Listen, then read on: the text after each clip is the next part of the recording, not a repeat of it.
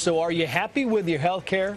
If you are, well, I guess the question is, should you be? That's the question the Washington Post asked earlier. They say, and I'm quoting here, the bottom line is that your current health plan may not be as good as you think it is, and there is a good chance that it will not be around when you need it. With us now from our Washington newsroom, Ron Bonjean, the director or former director of communications to Speaker of the House Dennis Hastert, and the former press secretary for Senate Majority Leader Trent Lott, and back with us Alicia Menendez, a Democratic consultant and former political outreach manager for Rock the Vote. You know, Ron, we watched Claire McCaskill's, we watched Arlen Specter's town hall today, we watched the president's today. We got very different scenes from town halls all around the country.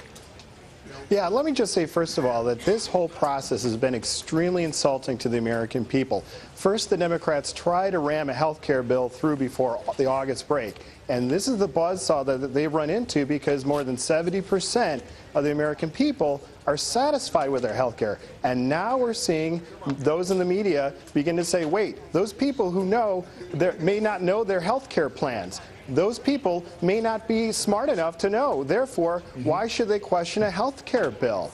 This process has been put in play by the Democrats, who are now trying to put a very bad genie back in the bottle. You know, when you're told at a town hall meeting, you're not going to get great feedback, and they're getting terrible feedback for the most part across the country because they're not doing a good job managing this process. In addition, Nancy Pelosi, in an op-ed, is calling these protesters un-American. Right. I feel bad for the American people that they have to deal with this. Is it a fair point, Alicia Menendez? I mean, someone asked earlier, why don't we just have a national referendum on this, like they do in California? We just vote. You want health care reform or not? And right now, according to polls, that referendum would go down in flames.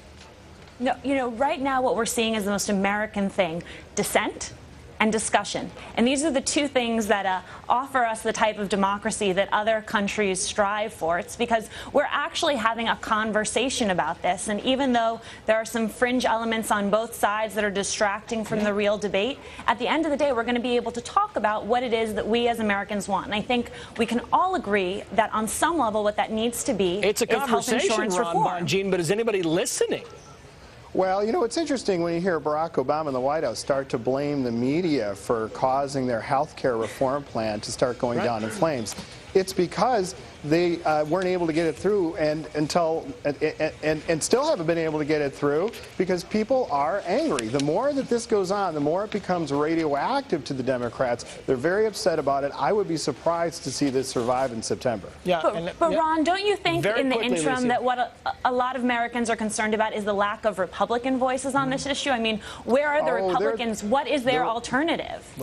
Well, first of all, the Democrats run the majority. Second of all, we have to go. Thank you. We apologize. Got a lot of breaking news out there to cover. Ron Bonjean, Alicia Menendez, thank you both.